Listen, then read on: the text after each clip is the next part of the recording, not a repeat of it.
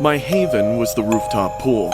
At the end of a long day of school and constant deadlines, nothing was more wonderful than a late-night swim under the stars. The water was refreshing, the city lights sparkled in the distance, and for once, I had the pool to myself. Or so I believed. I wet my toes in the water, basking in the silence. The lights on the pool gave a gentle, soothing glow, and the distant hum of the city below seemed a million miles away. I plunged in, the water closing over me like a second skin. For a few minutes, I swam laps. The beat of my strokes was drowning out the tension of the day. That was when I heard it, a faint splash. I stopped mid-stroke, treading water as I scanned my surroundings. The pool deck was empty, with the chairs neatly stacked and the umbrellas closed. I told myself it was probably just my imagination. I shook it off and kept swimming. But then I saw them. Wet footprints were leading away from the pool. My stomach dropped. I was supposed to be alone up here. I had made sure of it. I climbed out of the water, wrapping myself tightly in a towel, and scanned the dimly lit deck. There was nothing. There was no one. That was when I noticed that my phone was gone. I spun around with my heart pounding hard in my chest. My breathing quickened as I tried to make sense of what was happening. Then I saw him. A man standing near the pool's mechanical room, half hidden in the shadows. He was standing there, watching me. Hey! I shouted, with my voice shaking. What the hell are you doing? Creep? He did not say a word. Instead, he walked slowly to the other end of the pool and dove in, disappearing beneath the surface. I did not wait to see if he would come back up. I grabbed my stuff and bolted for the exit gate, with my bare feet slapping against the wet tiles. When I reached the gate, I grabbed the handle and yanked it hard. It was locked. I froze, with panic flooding my chest. I was certain I had left it open. Before I could process what was happening, something yanked my towel from behind, sending me sprawling forward into the water. I hit the surface hard, with a rush of cold water filling my nose. I kicked frantically, trying to reach the surface, but hands grabbed my ankles, pulling me down. I thrashed wildly with my heart pounding in my ears. My lungs burned as I fought to break free.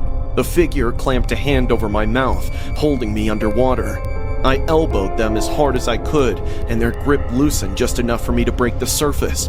I scrambled onto the pool deck, gasping for air. I coughed violently, with water pouring from my mouth, but I could not stop. The figure was already out of the water, stalking toward me.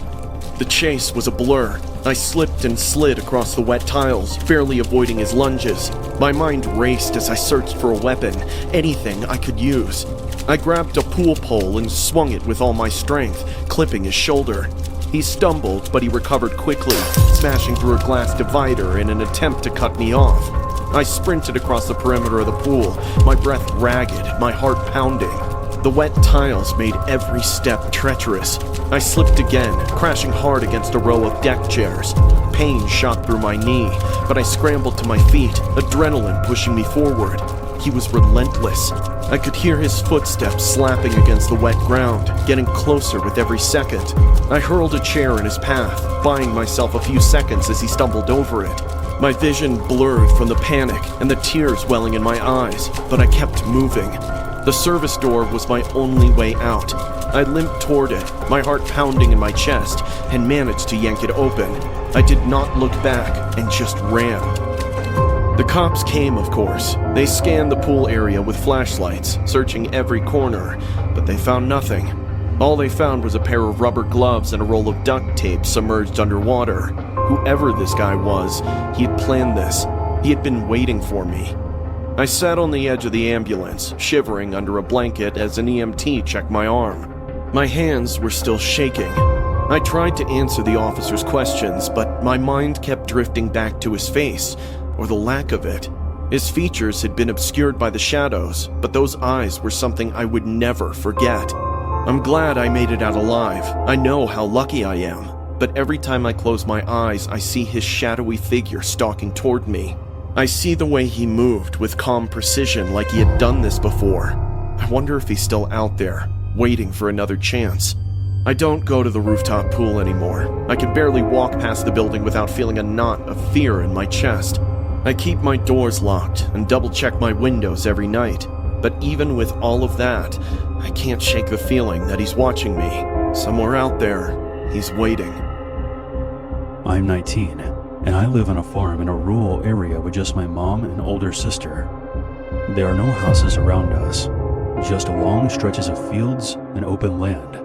Usually I go out back and do most of the work around the farm myself, while my mother handles the business side of things. My sister works in the city and has an office job. She usually gets home pretty late. One night I was outside fixing the porch light when my sister pulls into the driveway. Going by how late it was and the fact that she looked exhausted, I figured that she had had a tough day at work. But when I went inside the house, I found her talking to Mom in a low, hushed tone. I asked what happened, and my sister explained to me that there was a car following her on her way back home. This car had apparently been following her all week. She said that they would usually tailgate her for a short while and then turn away, but this time, they were tailing her almost the entire way. She took a bunch of wrong turns to lose them, which is why she was so late that night. My mom advised her to inform the police, and I supported that. My sister is capable and all, but she's also too friendly sometimes, and has frequently found herself in situations with creepy individuals. All of her ex-boyfriends have turned out to be assholes or stalkers. She's just too trusting of people at times. Unfortunately, she forgot to copy down the license plate number of the car, so she just gave the police a description of it. It was a light blue sedan, one of the older models. They told her to call it in if she noticed the car again, and that was all that could be done for now. A couple of days went by, and nothing happened. The car had apparently stopped following her. However, a package was delivered to our front doorstep. It wasn't something from UPS or the Postal Service. It was a shoebox.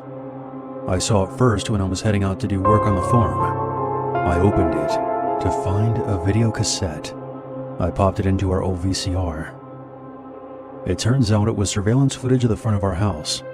It started when my sister left for work and stops when she returned home.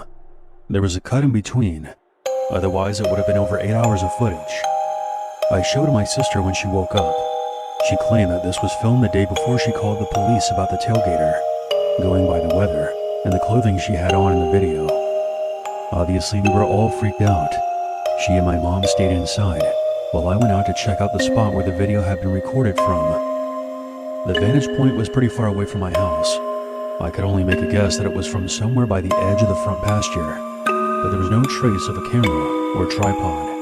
Since it was raining the day this video was recorded, any markings in the dirt or footprints had been washed away. We contacted the police again, and they asked her to bring in the tape. They said they couldn't do anything because there was no direct threat, only an implied one, and we also couldn't prove that it had been recorded on our property.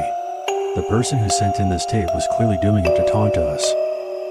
As of the writing of the story, another tape showed up on our doorstep yesterday, depicting the same thing.